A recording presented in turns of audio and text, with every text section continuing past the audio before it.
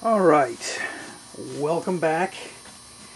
I'm going to be doing some more work on my backdrop tonight, and what I'm going to be doing is taking some 8.5, 11 sheets of paper and taping them together in one nice long strip, then taping it up against the wall.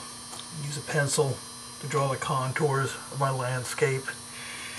And from those, I will end up transferring what I draw here onto some cardstock and cutting that out and putting some sticky back adhesive, some aerosol, some spray glue on the back, and tack it onto the wall.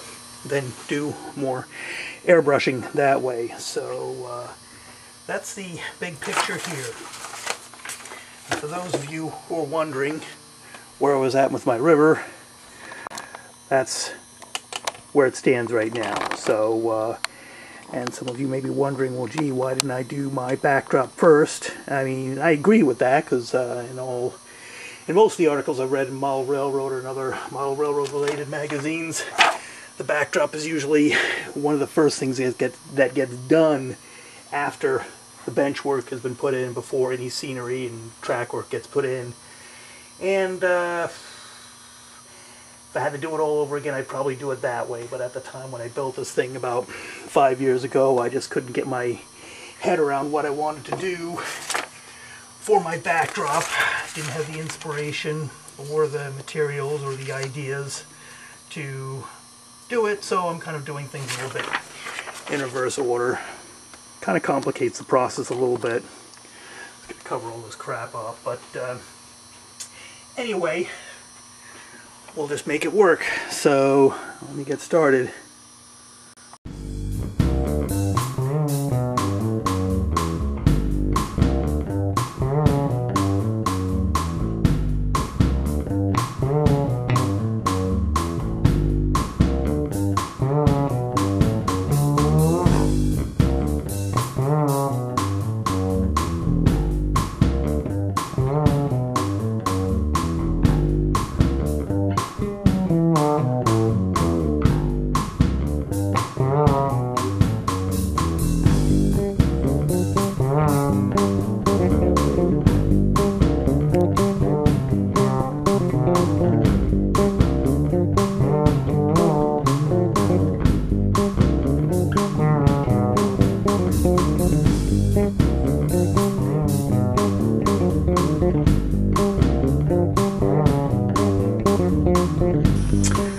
Alright, now that I got this all set up, taped up on the wall there using painter's tape, I'm going to head and start sketching my backdrop in rough outlines. And I've done this method before. If you've seen my first series, I'm finally painting the backdrop. I kind of do the same thing, except this time around I'm providing a little bit more commentary.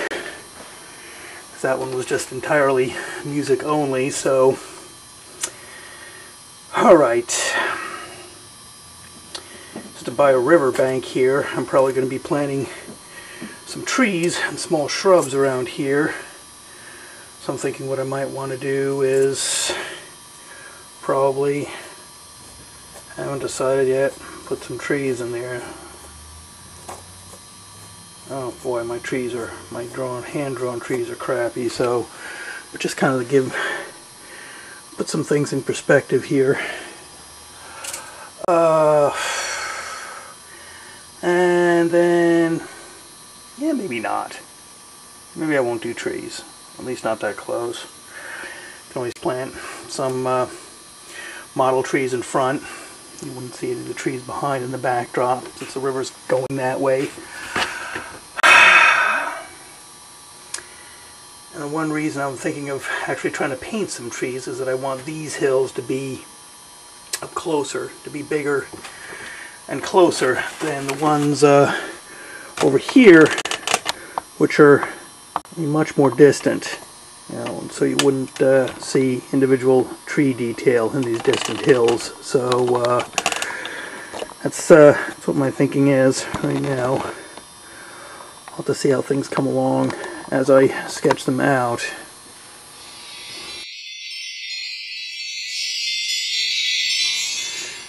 Big old hill like that.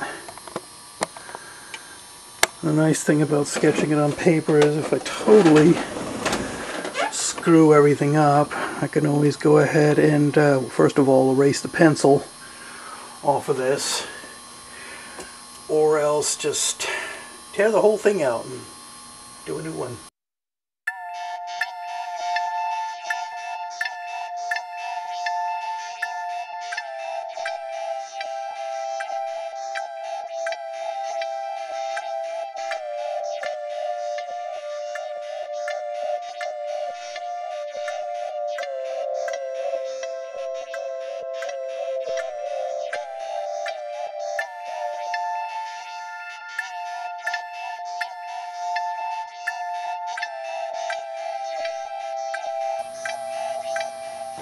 Yeah, that's cool. Okay, I think this will work, because then what I can do is have this hill come up and show its face again. Same hill, same distance as that, but this is in front. So this will be a lighter color, and I'll make the more distant hills darker.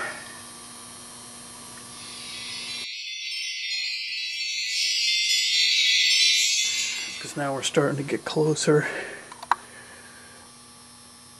to the city scene.